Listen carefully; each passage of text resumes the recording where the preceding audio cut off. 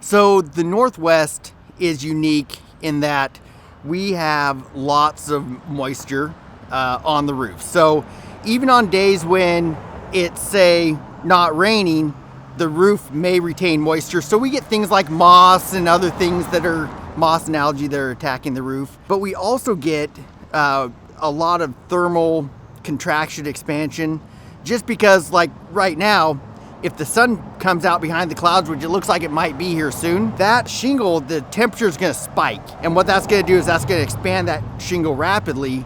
And then the cloud's going to go over, and then maybe a passing shower will come by and it'll contract. What that ends up causing is thermal shock, and your shingle needs to be flexible to accommodate for that. And so Roof Maxx is going to restore the flexibility of this shingle and keep it from being damaged by these elements.